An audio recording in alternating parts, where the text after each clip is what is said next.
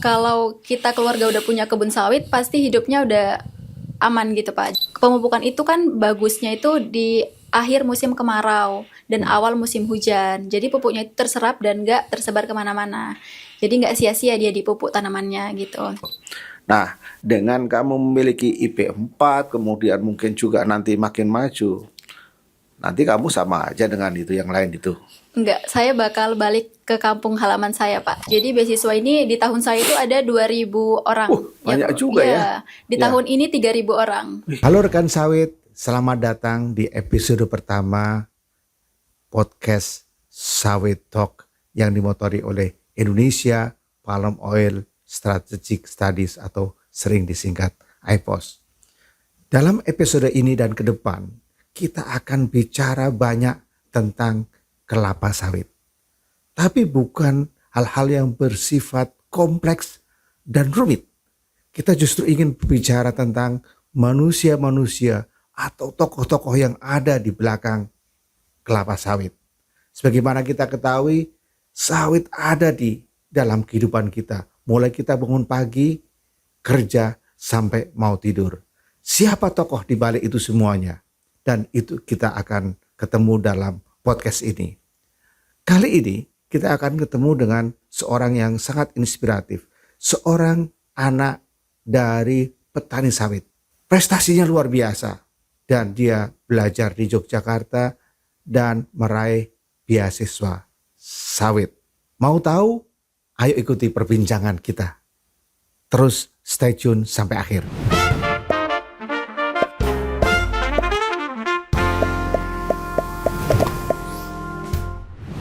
Hai Silvi, Halo Pak, apa kabar? baik alhamdulillah. Ya, gimana ke Jakarta? Oke. Oke banget. Jadi Silvi ini kuliahnya di Jogja ya? Iya benar sekali. Ya. Kuliahnya di Jogja, banyaklah ceritanya tentang Silvi ini. Tapi sebelum ke sana, saya mau tanya-tanya dulu tentang Silvi, Boleh. tentang daerahnya Silvi. Silvi ini berasal dari daerah yang namanya Labuhan Batu Selatan. Di mana itu? Di Sumatera Utara Pak. Sumatera Utara. Itu masih daerah Riau. Enggak, itu perbatasan antara Riau dan Sumatera gitu. Bukan Medan juga. Jauh dari Medan, 8 jam dari Medan. Saya dengar itu desamu namanya apa? Desa Ulu Mahuam, Kecamatan Silangkitang. Ulu Mahuam. Ya. Ulu Mahuam. Nah, Ulu Mahuam itu sebuah desa kecil di tengah hutan sawit. Iya, benar sekali. Gimana itu ya? Apa itu namanya bayangannya? Soalnya saya kurang begitu paham tuh. Iya, jadi antara kampung saya kecil dan seluruhnya itu hijau, dikelilingi oleh sawit gitu Pak. Oh ya, kalau saya ke atas naik helikopter gitu, semuanya sawit dan ada sebuah titik di tengah-tengah Iya, itu perkampungan kecil. Ulu Mahuam itu. Iya, benar sekali. Oh ya, jadi jaraknya berapa jauh itu sampai ke kabupaten? Sekitar 1 jam Pak. 1 jam. Iya. Jalan kaki atau jalan mundur? Jalan maju pakai motor. Kayak motor ya. Iya. Oke, 1 jam. Kira-kira berapa jaraknya? Jaraknya berapa ya? 30 kilo mungkin. 30 kilo. Oh, berarti remote area ya daerah kamu itu. Iya. Ngomong-ngomong ada listrik nggak itu? Ada Pak. Ada listrik juga? Ada. Oh, jadi di tengah-tengah hutan ada listrik. Ada. Oh, luar biasa tuh. Ya, oke. Nah, terus kehidupan masyarakatnya seperti apa? Bisa dikasih gambaran ke saya? Bisa. Di kampung kami udah termasuk maju juga orang-orangnya juga udah dari segi perekonomian juga udah maju, dan karena kita masing-masing itu udah punya lahan sawit sendiri, jadi kita itu hidup dari sawit gitu. Jadi nggak ada yang kekurangan gitu, nggak ada Pak. Jadi udah maju, bener-bener maju. Ngomong-ngomong, babimu itu berapa lahan sawitnya? Ada mungkin 4 hektar 4 ada. hektar ya. Iya. Tapi cukup semua untuk hidup ya. Cukup Pak, Dari cukup. punya putra berapa, putri berapa? Kami ada 4 saudara, itu putri semua. Oh, putri semuanya. Iya. Waduh, oke. Ada sebuah isu yang dikembangkan bahwa ketika lahan sawit itu begitu luas, itu kemudian orang menjadi di sekitar situ akan kekurangan air. Gimana pengalamanmu di sana? Kalau di desa saya itu air itu melimpah sih Pak. Oh, masa Iya, sih? benar, nggak pernah Ini kekurangan. nggak bohong nih. Enggak. Nggak. Jadi setiap berapa rumah itu pasti punya sumur sendiri Pak dari mata air gitu. Dan di lahan sawit bapak saya juga itu sungai, sungainya jernih banget. Dan setiap saya ke ladang pasti saya ikut mandi sungai sama bapak saya Wah, gitu. ini agak beda dengan cerita yang umum ya. Iya, nyatanya emang gitu Pak. Gitu ya. Banyak sungai sih di sana. Jadi dengan adanya lahan sawit yang begitu luas, tidak berarti kamu kekurangan. Air gitu. Air, ya? Enggak. Airnya melimpah banget sana. Oh gitu Iya. ya. Sumurnya berapa meter kira-kira? Mungkin 10 meter kira-kira. Selama kamu hidup di sana, pernah nggak sumur itu digali lagi karena kekeringan? Enggak pernah Pak. Nggak pernah. Nggak pernah. Oh iya. Berarti aman ya? Iya. Aman. Mungkin lebih ke ini sih Pak, padam listrik jadi air nggak keluar gitu. Kalau padam listrik Iya. Jakarta juga kadang-kadang Iya. padam sih. Selain itu nggak pernah sih. Nggak pernah Nggak ya, pernah. iya. Oke, tentang lingkungan ini penting sekali. Kamu pernah punya pengalaman dengan binatang apa yang ada di apa tuh namanya di sekitar sawit itu? Apakah dengan adanya sawit kemudian binatang-binatang pada hilang semuanya? Ekosistemnya menjadi hilang. Menurut saya enggak sih Pak. Soalnya di daerah kami juga masih rawan binatang gitu kan. Jadi Rawan binatang. Iya, Apa jadi ini maksudnya? ular itu bisa masuk ke dalam rumah gitu Pak. Oh, ular. Terus kelabang. Ular apa itu? Ular kobra tadi, ular sawah juga ada Oh, yang iya, warna iya. hijau, ular bambu gitu. Masuk ke dalam rumah. Hmm. Burung juga masih banyak, burung gereja banyak, burung merpati dan burung elang juga ada. Kalau di sana itu kayak ada orang meninggal, ada burung elang gitu. Oh gitu ya, Iya. mitos gitu ya. Mitos. Tapi Iya, masih iya, ada. iya. Burung hantu juga masih banyak. Burung hantu. Iya. Burung hantu itu diperlukan di lahan kelapa sawit. Kamu tahu kenapa? Iya bener Pak. Kenapa gitu? Itu sebagai predator gitu Pak. Oh, iya, sebagai iya, iya. pemakan hama di kelapa sawit. Ya, ada hama tikus tuh. Ha-ha. Jadi tikus itu dimakan oleh Ular, ular, juga Iya. dimakan oleh burung hantu. burung hantu. Wah, jadi lebih banyak mana burung hantu sama ular memakan tikus? Lebih banyak burung hantu sih. Oh, Soalnya gitu ya. Iya Pak, lebih banyak burung hantu. Gitu ya. Kalau semut ada nggak di sana? Semut banyak banget pasti. Oh, berarti kalau ada gula ada semut Iya. juga kan? Bener banget. Ada gula, ada semut tuh di sana ya. Oke, ada binatang apa lagi yang di sana? Binatang masih banyak sih Pak. Sana juga peternak juga kan. Jadi sapi juga masih banyak. Maksudnya Oke. binatang yang Yang bebas, luas ya. luar gitu. Monyet. Monyet banyak banget Pak kalau sana. Oh, banyak sekali. Iya, monyet banyak. Oke. Tapi kalau orangutan nggak ada ya di sana? Nggak ya? ada. Bukan daerah ya? Nggak. Gajah? Gajah nggak ada. Gajah nggak ada? Nggak ada. Nggak Tapi di tempat kakak saya itu tinggal di Riau, di Duri tepatnya itu masih ada gajah di sana. Gitu ya. Itu kebun sawit juga. Iya, itu kebun sawit. Suka ngerusak sawitnya tidak? Enggak sih, dia lebih kadang orang takut dia masuk ke perkampungan aja. Oh, gitu ya. Makanya, Nah, ada. kalau di beberapa daerah di luar Indonesia itu yang namanya sawit itu di bawahnya ada apa itu namanya ternaknya. Seperti di Johor saya lihat itu di bagian bawah pohon itu selalu banyak sapinya. Oh, iya. Gimana kalau di tempatmu? Di tempatku sebagian tempat itu ada kandangnya sendiri dekat sawit. Jadi kalau untuk kotoran itu untuk mupuk sawit itu dekat gitu Pak. Tapi ada juga bagian yang dia emang nggak boleh sapi itu masuk, soalnya dia merusak makani pelepah sawitnya gitu. Oh iya. Kayaknya kamu tuh orang sana, tapi bahasanya bahasa Jawa deh. Makani itu bahasa Jawa. Oh, iya Pak. Iya. Saya emang Jawa tapi Jawanya nggak tahu Jawa mana. Oh kamu keturunan dari imigran ya? Iya bisa jadi. Oh ya, imigran ya. Di sana dulu kakek nenekmu adalah imigran. Iya, Ya? jadi kita udah punya hidup dari kebun sawit gitu. Dari mulai kita mau beli apapun itu, mau cicilan motor, cicilan rumah, pasti itu patokannya dari kebun sawit. Kalau kita udah punya kebun sawit, itu pasti udah aman banget gitu. Oh gitu ya. Iya, jadi nggak Kira-kira ada. amannya itu punya berapa hektar sawit itu? Mungkin 2 juga udah cukup sih Pak. Oh, 2 sudah hektar. cukup. Sementara keluargamu 4 ya, 4 hektar ya. Ya, apakah banyak juga yang lebih dari 4 hektar? Banyak banget Pak. Ya. Kalau di desa itu luas-luas sih sawitnya. Oke.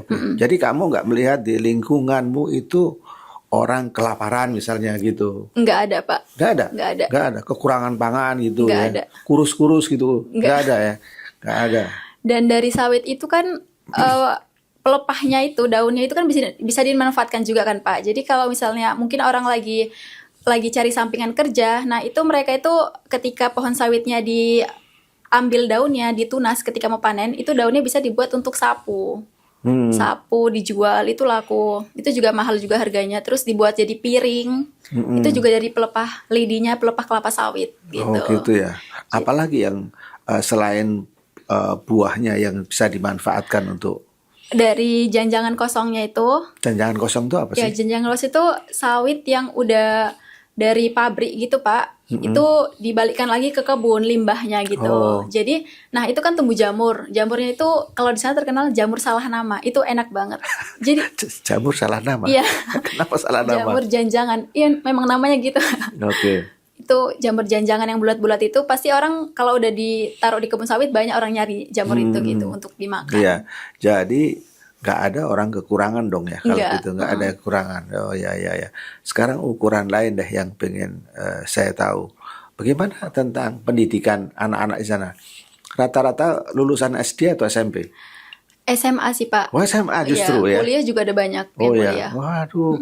Itu semua berkah sawit atau karena berkah yang lain atau karena Berkah sawit pasti. berkah sawit? Luar Iya, biasa. benar. Jadi berapa orang di desamu yang sudah kuliah sekarang? Mungkin sekitar 40% tuh udah kuliah. Wih, banyak juga ya. Udah jadi PNS juga udah banyak. Oh gitu ya. Oke. Jadi ada nggak yang sudah lebih tinggi dari sarjana?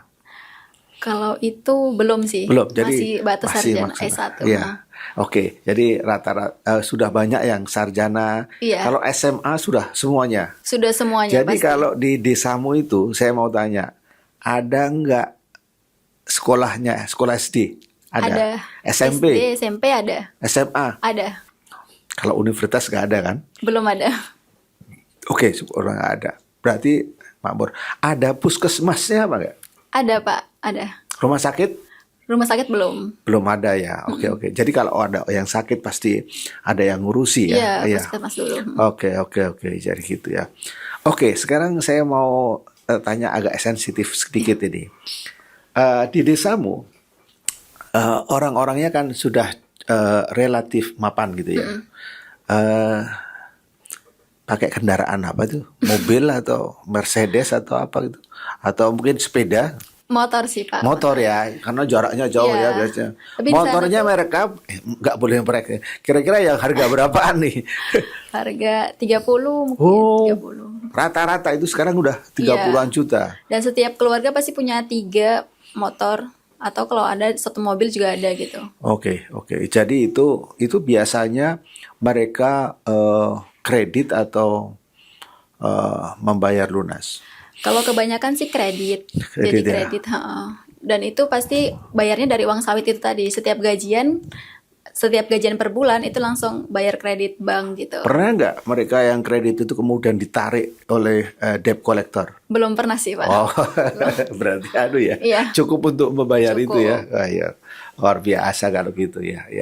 Kalau gitu dong ya, apa itu namanya, hidup di desa yang berapa kilo dari kelurahan, dari Dari kabupaten? kabupaten tuh 30 kilo mungkin. 30 kilo itu relatif makmur dong ya. Iya. Iya, jadi gitu ya. Oke, Selvi. Sekarang kita mau ngobrol-ngobrol tentang sekolahmu. Iya. Ya. Gimana ceritanya Selvi sekolah di Jogja? Artinya di Instiper. Instiper Jogja. Instiper itu apa sih? Institut Pertanian Stiper Yogyakarta. Oh, Institut Pertanian. Stiper. Lucu juga ya. Iya. Institut Pertanian Stiper. Stiper lagi. Oke. Kenapa tidak kuliah di, katakanlah di Medan misalnya? Iya, di kabupaten. Atau di Riau misalnya? Hah? Karena rezekinya di Jogja, Pak. Gimana itu rezeki? Cerita rezeki itu gimana? Jadi kan tuh? kita itu ikut namanya beasiswa sawit gitu. Oh, jadi kamu menerima beasiswa sawit? Iya, benar. Oh ya, beasiswa sawit itu disediakan oleh BPDPKS. Apa itu BPDPKS? Badan Pengelola Dana Perkebunan Kelapa Sawit. Oh ya, jadi dana yang dari hasil ekspor itu kemudian Disalurkan dikumpulkan oleh BPDPKS, salah satunya untuk beasiswa. ya, jadi ada beasiswa yang diberikan buat mereka yang mau belajar tentang Iya. pertanian. Iya benar Pak. Ya, gimana terus? Khususnya untuk anak petani sawit sih Pak gitu. Oh. Jadi beasiswa ini di tahun saya itu ada 2.000 orang. Banyak Pak. juga ya. Di Ya. tahun ini 3.000 orang. Wih, banyak sekali Jadi ya. tahun ini tuh mereka udah seleksi, nanti tinggal Agustus pengumuman siapa yang lulus gitu. Oke. Jadi pada angkatanmu berapa jumlahnya? 2.000 orang Pak. 2.000 Jadi orang. itu ada 13 kampus 13 kampus. yang menerima BPDPKS gitu. Oh, jadi kamu milih yang di Jogja. Ya, jadi kan ada 13 pilihan kampus. Jadi kita urutkan dari pilihan pertama itu kita mau di mana dulu. Tapi kita belum tentu lulus di pilihan pertama. Jadi ketika nilainya tertinggi baru kita bisa lulus di pilihan pertama gitu. Itu yang di Jogja Instiper tadi pilihan keberapa? Itu pilihan pertama, Pak. Pilihan pertama. Dan itu ketat banget sih, ketat banget. Soalnya kuotanya per jurusan cuma 30 orang. Sedangkan ketika kita tanya di grup WA, itu kan setiap orang pasti jawab pilihan pertamanya di mana? Pasti di Instiper Jogja. Iya. Karena S1 gitu. Kenapa S1 di Instiper Jogja. Jogja begitu dikenal untuk anak-anak sawit? Karena Instiper itu salah satu kampus terbaik dan pertama di perkebunan di Indonesia, Pak. Iya, saya setuju itu. Iya. Saya pernah membaca itu bahwa Instiper itu salah satu institut waktu itu ya yang berani untuk menggarap kebun, ya itu memberikan ilmu tentang perkebunan. Waktu itu perkebunan belum begitu marak Iya. seperti sekarang ya. Oke, jadi waktu itu kamu bersaing dengan berapa orang? Sekitar 5.000 orang, Pak. 5.000 orang, baru seleksi data, seleksi akademi juga, wawancara, baru itu. Oke, Susah banget. terus kamu akhirnya diterima sebagai penerima beasiswa sawit di Instiper Jogja. Sekarang Naik semester 3, Pak. semester 3. Oh, baru dong kalau gitu. Iya. Di Jogja belum ada 1 tahun dong. Belum ada. Kerasan nggak Jogja? Kerasan banget sih. Apa enaknya di Jogja dibandingkan di daerahmu? Enaknya itu nggak berisik sih, Pak. Masa sih Jogja Iya. nggak berisik? Hah? Jadi kalau naik kendaraan itu mereka itu nggak banyak klakson.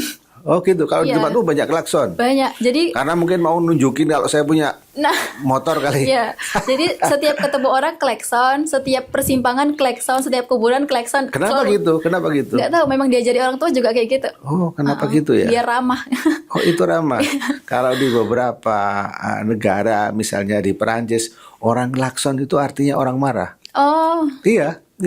Ya nggak boleh itu. Iya. Di Jerman juga gitu. Klakson itu marah, Iya. artinya orang marah. Tapi di tempatmu klakson itu ramah. ramah. Menyapa orang Memang dengan ramah dengan marah itu sedikit beda ya. Iya. Bener. Oh gitu ya. Jadi Jogja tidak berisik ya buat kamu. Jadi setiap abis lampu merah, terus hijau itu mereka nggak ada sama sekali klakson gitu loh, Pak. Kalau di Iya. tempat saya itu 1 detik aja udah tin tin tin gitu. Oh gitu Iya. ya. Nunjukin bahwa dia punya motor baru. Gitu ya. Oke, terus apa lagi menariknya di Jogja itu? Di Jogja tempat wisata sih, pantai banyak. Oke, emang di sana nggak ada pantai? Di sana tempatmu? pantai tapi jauh, Pak. 8 jam mungkin dari rumah saya. Oh, 8 jam dari rumah ya. Oh ya. Oke.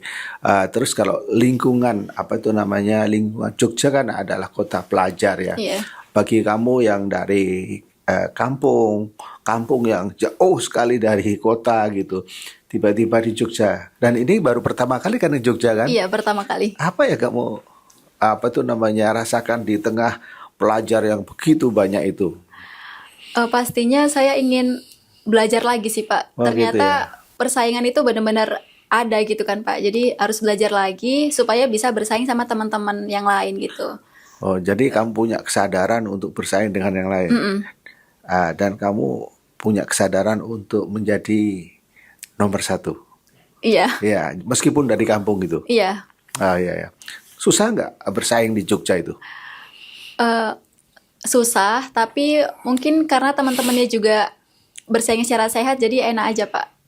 Teman-temannya juga asik-asik, jadi itu mendukung buat kami sama-sama belajar gitu. Kos kamu di Jogja? Iya, ngekos. Suka nggak kamu komunikasi dengan apa tuh namanya anak-anak dari kampus yang lain? Suka, Pak. Ya, dari anak Iya. UGM, mungkin dari LPP juga banyak teman. Ya, perkebunan ya. Nah, ya, ya. Jadi Jogja tempatnya untuk mengembangkan networking. Iya, Ya benar. kan ya. Jadi makin banyak teman itu menjaring masa depan juga Iya, ya. benar banget. Iya, oke.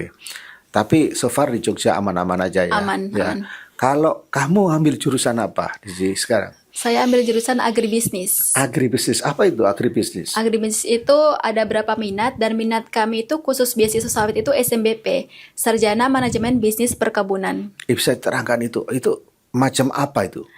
Itu lebih ke manajemennya, Pak. Jadi kami itu belajar agromanajemen, agribisnis 1 2, pemasaran, terus statistik itu. Apa korelasinya dengan sawit? Jadi kita lebih ke nanti kita langsung jadi direktur aja. Iya, jadi kita udah punya ini konsep-konsepnya. Jadi tinggal memperkerjakan orang aja gitu. Oh gitu ya. Iya. Oke. Jadi kalau dari pelajaran-pelajaran yang ada, menurutmu sulit nggak itu? Kalau masih semester 1 2 itu masih umum, Pak, tentang perkebunan. Karena saya juga dari SMK Pertanian, jadi kayak udah basic gitu kan, Pak. Tapi kalau semester 3 mungkin lebih ke hitung-hitungan, kayaknya masih sulit sih. Sulit. Kalau dari pengalamanmu sebagai anak petani sawit ya, kemudian kuliah di tempat yang kaitannya dengan perkebunan atau sawit, ada korelasinya atau enggak? Ada pastinya, Pak. Jadi saya lebih tahu ya kan. Ternyata sawit yang bener itu kayak gini gitu loh. Coba ceritain. Nah, jadi sebelum saya masih belum tahu pertanian nih, saya itu ngikut orang tua ngapain sawit itu ya udah nggak ada komen sama sekali. Ternyata setelah terjun ke dunia perkebunan itu tuh masih banyak salahnya gitu bapak saya dalam bertani. Contohnya. Contohnya kalau tanaman masih dalam pembibitan, sebelum usia 3 tahun itu mereka nggak ada sama sekali melakukan kastrasi. Kastrasi itu apa Kastrasi itu pembuangan seluruh bunga jantan ataupun betina pada sawit yang berumur di bawah 3 tahun. Jadi itu belum boleh berbuah dulu, Pak. Jadi pupuk yang dikasih ke pohon harus fokus kepada batang dan daunnya dulu supaya bagus pertumbuhannya. Jadi kalau orang di kampung itu malah senang gitu, Pak, kalau pohon kecil udah berbuah gitu. Padahal itu nggak boleh. Kenapa nggak boleh? Karena nanti pupuk yang dikasih unsur haranya itu fokus ke buah, bukan ke pertumbuhan batang dan daunnya gitu. Jadi harusnya dikasih pupuk untuk pertumbuhan batangnya dulu dan biar kuat biar dulu, kuat. Baru setelah berapa tahun kemudian baru 3 bisa tahun. 3 tahun. 3 tahun itu panen pertama. Panen pertama ya. 5 tahun sudah full panen ya. Sudah. Udah panen ya. Oke. Jadi kalau gitu sekarang ilmumu tentang pertanian mulai lebih baik dong. Iya, mulai lebih baik. Kira-kira kalau kamu akan selesai berapa lama nih? 3,5 tahun lulus. Kenapa cepat? Memang supaya cepat balik lagi ke kampung, Pak. Weh, luar biasa. Iya. Yakin? Yakin banget. Yakin nih? Yakin. Yakin? Yakin.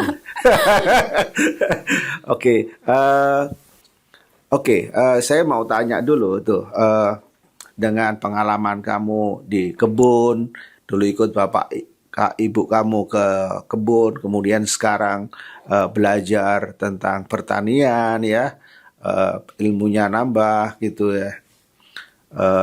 Nanti sarjana setelah 3 tahun, apakah kira-kira belajar pertanian itu menyenangkan atau tidak? Menyenangkan sih, Pak. Bukan membosankan karena kamu sudah punya pengalaman dulu. Bukan sih, memang Bukan menyenangkan ya? banget. Menyenangkan ya. Oke. Kalau sekolah itu menyenangkan, kalau saya dulu sekolah menyenangkan, pasti nilai saya bagus kok. Iya. Saya mau tanya kalau kamu nggak keberatan. Kamu baru semester 2 kan? Iya, benar. Semester 1 IP-nya berapa? 4. Wih, 4. Iya. 4,0. 4,0. Bukan 4 di 2 universitas. Bukan. Bukan ya. Jadi 4,0 ya. Iya. Aduh, selamat kalau gitu. Selamat. Jadi orang itu hidup itu harus maju. Kalau sekarang 4, besoknya susah itu kalau Iya. kalau mau naik lagi udah mentok. Iya, udah mentok. Iya. Sekarang semester 2, kira-kira berapa IP-mu? Nah, Semester 2 39. oke lah. Saya kira it's great ya. Iya. Itu bagus sekali. Saya senang mendengarnya dan saya pikir jangan turun dari 3,9. Iya. Tapi selain belajar, juga harus berorganisasi, Iya, ya kan? Ya kan? Apakah kamu juga ikut organisasi di ekstrakurikuler gitu? Ikut Pak. Apa itu? Saya ikut UKM UKMI JNI. Apa itu UKM itu? Unit Kegiatan Mahasiswa Jamaah Nurul Iman. Oh, saya kira UKM itu usaha kecil menengah, bukan ya? Bukan. Usaha Apa kecil. itu? Jadi pengajian gitu. Iya, Rohi. Saya sebagai wakil ketua di situ. Weh, itu di kampus. Di kampus internal. Oh ya ya. Terus apa lagi? Itu aja sih Pak. Soalnya kami tuh Instiper itu kami sebagai beasiswa sawit, kami tuh ada diwajibkan PKM, PKM itu apa? program kreativitas mahasiswa. Dan saya termasuk salah satu tim yang didanai oleh Dikti. Dan kami sudah selesai sih pengabdian masyarakat kalau di bidang kami gitu. Dan kami di Instiper juga ada BPDPKS itu mau kami ikut Instiper Academy. Jadi Instiper itu ada drone, ada bakery, ada English Academy, terus ada AI, ada IT, itu semua kami ikut gitu. Oke. Dan itu didanai oleh BPDPKS. Sekarang perkembangan teknologi sampai pada yang namanya AI, ya toh.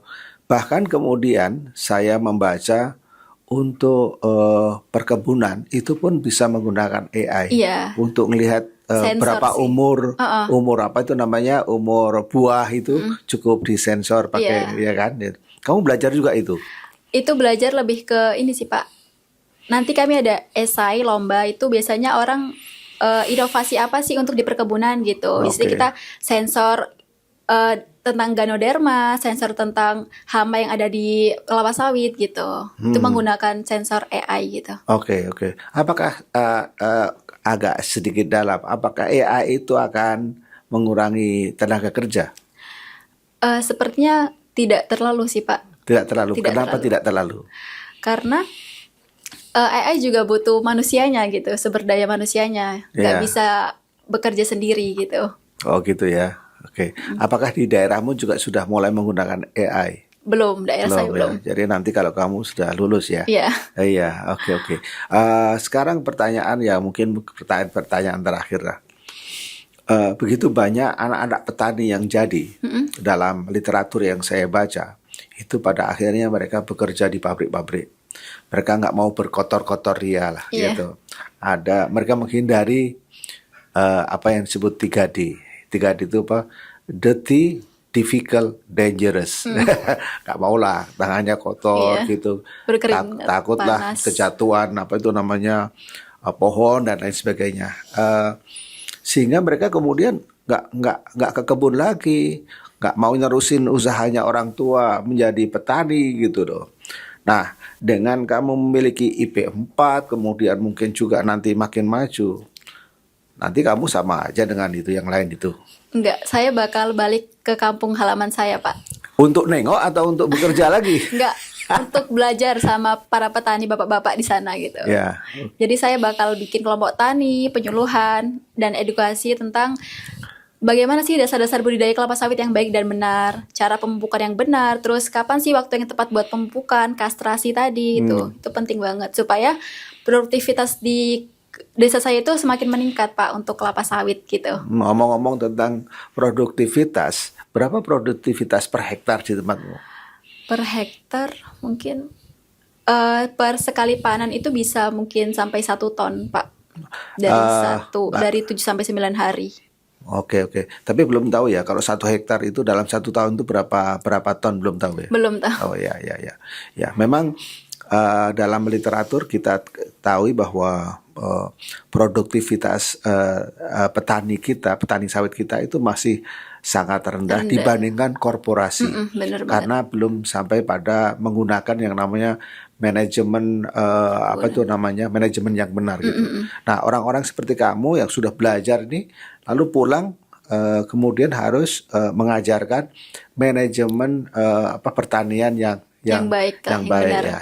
Kira-kira apa yang paling mendasar yang harus kamu perbaiki untuk pertanian di desamu? Mungkin dari mulai awal banget ya Pak. Dari mulai awal banget kita mengajari bagian pembibitan itu kastrasi tadi. Terus ketika dia udah berbuah, pemupukan itu kan bagusnya itu di akhir musim kemarau dan awal musim hujan. Jadi pupuknya itu terserap dan nggak tersebar kemana-mana. Jadi nggak sia-sia dia dipupuk tanamannya gitu. Dan mungkin ke tunas apa ya? Ya. Pruning itu juga, itu aja sih. Nah, kalau tentang ini apa tuh namanya replanting. Nah, itu Replanting. gimana? Apakah kamu kalau pulang nanti akan melakukan replanting dengan cara-cara yang berbeda dari yang Iya, dilakukan masyarakat sekarang? Mungkin kalau di desa saya itu masih dengan cara dibakar ya Pak. Gimana dibakar itu maksudnya gimana? Mereka kerja gotong royong sama-sama buat menghanguskan pohon-pohon yang sebelumnya gitu, dibakar secara habis. Hidup gitu atau diambrukin dulu? Ada diambrukin dulu juga. Tapi dibakar. Dibakar, kemudian Kemudian baru nanti kalau udah berapa hari baru ditanam gitu. ditanam. Berapa minggu. Oke. Karena mereka itu mikirnya kalau tanah dibakar pasti tanahnya subur gitu. Padahal itu subur tapi untuk berapa tahun ke depan aja gitu. Seterusnya itu udah nggak baik. Tanahnya makin buruk gitu. Oh, itu ya apa tuh? Unsur haranya hilang gitu ya? Iya bener Pak, mati semua unsur hara yang kena bakar. Iya, iya, iya. Atau mungkin dibakar itu agar apa itu namanya hama seperti ganoderma dan lain sebagainya itu bisa mati. Enggak juga Pak. Enggak ya? Itu enggak berpengaruh. Enggak berpengaruh ya? Makanya bagusnya ketika tanaman sawit udah tua, udah nggak berproduksi, dia bakal direplanting. Itu bagusnya batang sawitnya itu diciping. Diciping itu Ditiping itu apa? dipotong kecil-kecil gitu. Itu agar mengurangi adanya serangan dari ganoderma tadi. Terus setelah dipotong ke tipis-tipis terus? Dibiarkan dulu sampai berapa minggu terurai, baru bisa ditanami lagi. Oh, itu untuk pupuk. Kemudian. Itu sebagai pupuk juga, Oh ya ya. Oh jadi gitu ya. pupuk organik. Oh ya, oke oke. Kira-kira apa lagi yang apa itu namanya yang akan kamu perbaiki ke depan untuk Dari meningkatkan mulai produktivitas? dari mulai pemilihan benih, mungkin pemilihan Ya. benih. Banyak nggak yang di tempatmu yang pakai benih-benih yang palsu? Banyak banget Pak. Oh gimana tuh ceritanya?